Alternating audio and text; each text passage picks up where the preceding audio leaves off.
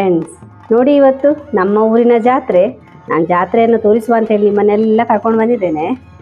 ಬೆಟ್ಟದ ಮೇಲಿರುವ ಕುಂಜಾರಮ್ಮನ ದೇವಸ್ಥಾನ, ಭಾರಿ ಒಂದು ವಿಭಿನ್ನವಾದ ದೇವಸ್ಥಾನ ಇದು. ನಾನು ಈ ಹಿಂದೆ ಈ ದೇವಸ್ಥಾನದ ಹಿಸ್ಟ್ರಿಯನ್ನೆಲ್ಲ ವಿಡಿಯೋ ಮಾಡಿ ಹಾಕಿದ್ದೇನೆ, ನೀವು ಬೇಕಾದರೆ ಚೆಕ್ ಮಾಡ್ಕೋಬೋದು. ನೋಡಿ, ನನಗೆ ಇವತ್ತು ಮಧ್ಯಾಹ್ನ ಬಂದು ವಿಡಿಯೋ ಮಾಡಲಿಕ್ಕೆ ಆಗಲಿಲ್ಲ. ಹಾಗೆ ರಾತ್ರಿ ನಾನು ಮತ್ತು ನನ್ನ ಮಗಳು ಇಬ್ಬರು ಒಟ್ಟಿಗೆ ಬಂದ್ವಿ. ಮತ್ತು ಊರಿನ ಜಾತ್ರೆ ಅಲ್ಲ, ಹಾಗೆ ಮಗಳಿಗೆ ಕೂಡ ಎಲ್ಲ ತೋರಿಸುವ ಅಂತ. ನಾವು ಬರುವಾಗಲೇ ರಥೋತ್ಸವಕ್ಕೆಲ್ಲ ರೆಡಿಯಾಗಿತ್ತು. ಸ್ವಾಮೀಜಿ ಎಲ್ಲ ಬಂದಿದ್ರು.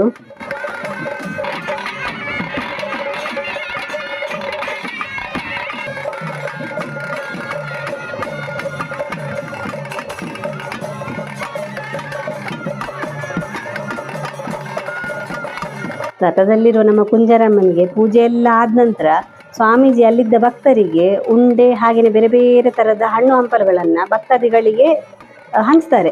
ಹಂಚೋದಂತ ಹೇಳಿದರೆ ಅದೊಂದು ಗಮ್ಮತ್ತೆ. ಯಾರಿಗೆ ಸಿಗ್ತದಂತ ಹೇಳಿ ಮಕ್ಕಳೆಲ್ಲ ಎದುರೆದುರು ಹೋಗ್ತಾರೆ ಆಯ್ತಾ. ಮತ್ತು ಹಿಂದಿದ್ದವರಿಗೆ ದೊಡ್ಡ ದೊಡ್ಡ ಈ ಬಾಳೆ ಕೈಲನ್ನೇ ಬಿಸಾಕ್ತಾರೆ ಲಾಸ್ಟಿಗೆ. ಅದರಲ್ಲಿ ಒಂದು ಗಮ್ಮತ್ ಅಂತ ಹೇಳಿದರೆ ಈ ತೆಂಗಿನಕಾಯಿ ಬಿಸಾಡೋದು. ಯಾರ ತಲೆಗೆ ಬಂದು ಬೀಳ್ತದೆ ಅಂತೇಳಿ ಹೆದರಿಕೆ ಆಗ್ತದೆ.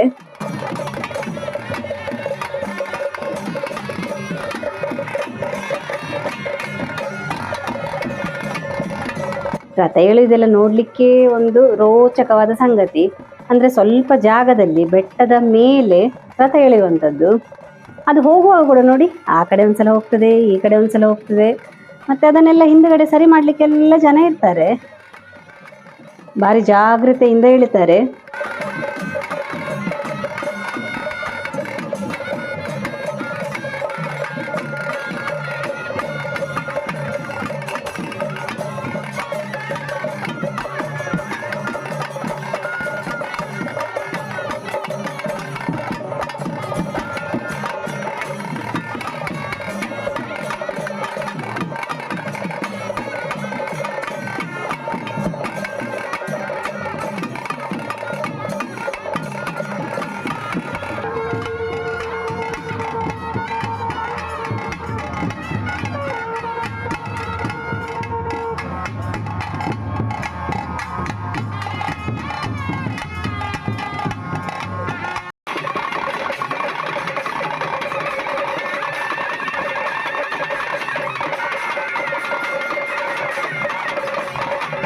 ರಥಾರೋಹಣ ಎಲ್ಲ ಆದ ನಂತರ ಕುಂಜಾರಮ್ಮನ ತಲೆಯಲ್ಲಿ ಹೊತ್ಕೊಂಡು ನೋಡಿ ದರ್ಶನ ಎಲ್ಲ ಸ್ಟಾರ್ಟ್ ಆಗ್ತದೆ.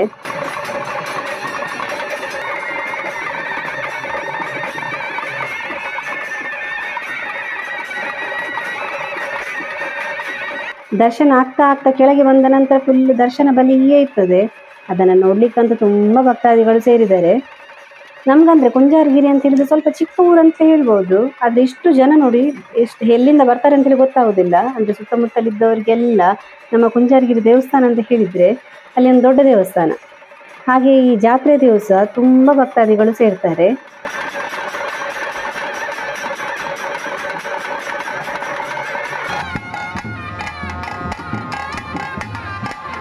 ಅದಾದ ನಂತರ ನೋಡಿ ಬೆಳ್ಳಿ ರಥೋತ್ಸವ ಇರ್ತದೆ.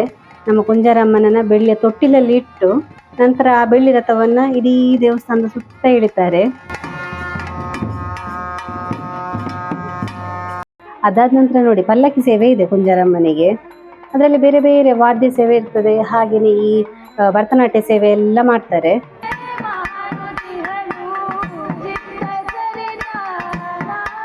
ಭರತನಾಟ್ಯ ಸೇವೆ ನೋಡ್ಲಿಕ್ಕೆ ಚಂದ. ಅಂದ್ರೆ ಹಿಂದೆ ಹಿಂದೆ ಹೋಗ್ತಾ ಹೋಗ್ತಾ ಇಡೀ ದೇವಸ್ಥಾನದ ಸುತ್ತ ಹೋಗಿ ಭರತನಾಟ್ಯ ಮಾಡಿದ್ದಾರೆ ನೋಡಿ, ಭಾರಿ ಚಂದ ಮಾಡಿದ್ದಾರೆ.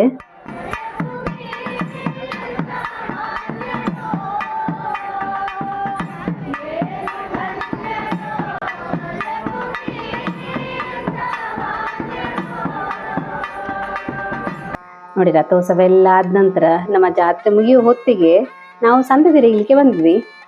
ಆದರೆ ನಾನು ನಿಮಗೆ ಮೇಲೆಯಿಂದಲೇ ತೋರಿಸಿದೆ ನೋಡಿ, ಬೆಟ್ಟದ ಮೇಲೆ ದೇವಸ್ಥಾನ, ಅದರ ಕೆಳಗಡೆ ಸಂತೆ ಇಟ್ಟಿದ್ದಾರೆ. ಈ ಮಕ್ಕಳು ಅಂದ್ರೆ ಈ ಬಿಂದು ಬಂದರೆ ಉಂಟಲ್ಲ, ಈ ಸಂತೆ ತಿರುಗದೆ ಹಾಗೆ ಮನೆಗೆ ಹೋಗ್ಲಿಕ್ಕೆ ಬಿಡುವುದೇ ಇಲ್ಲ.